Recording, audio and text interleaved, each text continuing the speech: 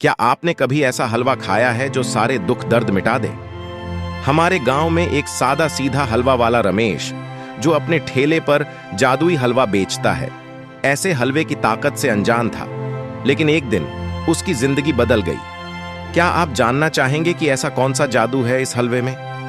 तो चलिए रमेश की इस रहस्यमयी यात्रा पर चलते हैं। गांव की गलियों में हलवे का ठेला लगाते हुए रमेश सभी का चहेता बन चुका था।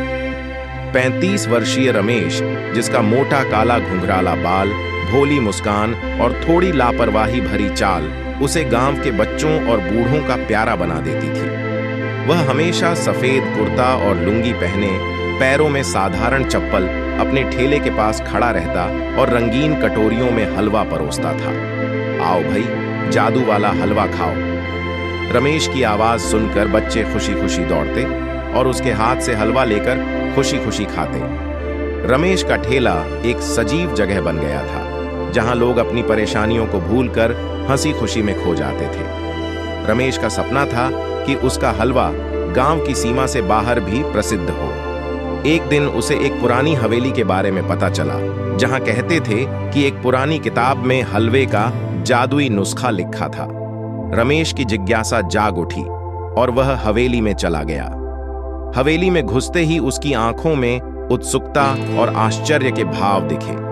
वहां की दीवारें पुरानी पेंटिंग्स से सजी हुई थीं।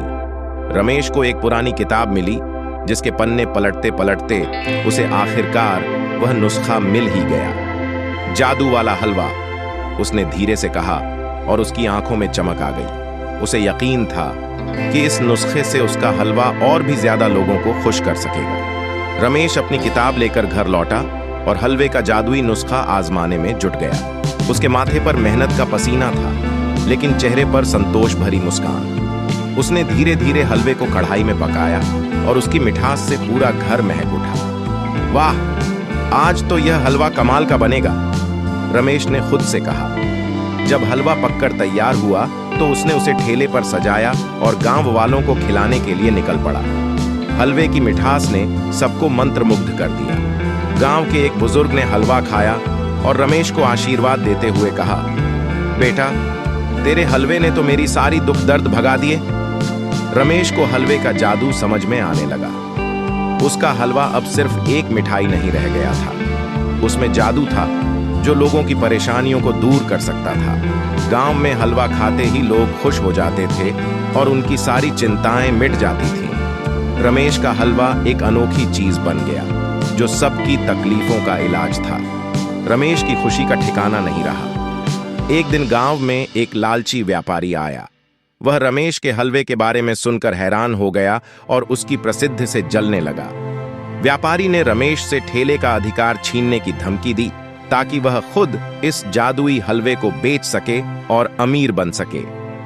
यह हलवा अब सिर्फ मैं बेचूंगा, तुझे यहां से चले जाना होगा, व्यापारी ने रमेश को धमकाते हुए कहा।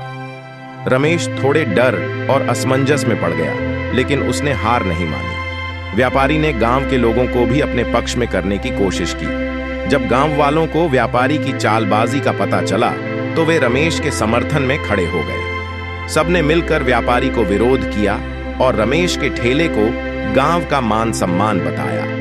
रमेश की आंखों में आभार के भाव थे। गांव वालों के समर्थन से उसे फिर से अपना हौसला मिला। व्यापारी ने आखिरकार हार मान ली और गांव छोड़कर चला गया। गांव वाले खुशी से झूम उठे और रमेश का जयकारा करने लगे। रमेश ने सभी का धन्यवाद किया और अपने ठेले पर फिर से हलवा परोसने लगा। उसकी पत्नी गंगा भी उसके साथ खुशी में शामिल हो गई और दोनों ने साथ में हलवा खाकर अपनी मेहनत की मिठास का आनंद लिया। देखो गंगा, हमारी मेहनत और सच्चाई ने हमें जीत दिला दी, रमेश ने मुस्कुराते हुए कहा। रमेश की यह कहानी गांव में सभी को सिखा गई कि सच्चाई और मेहनत से बड़ी कोई चीज नहीं होती।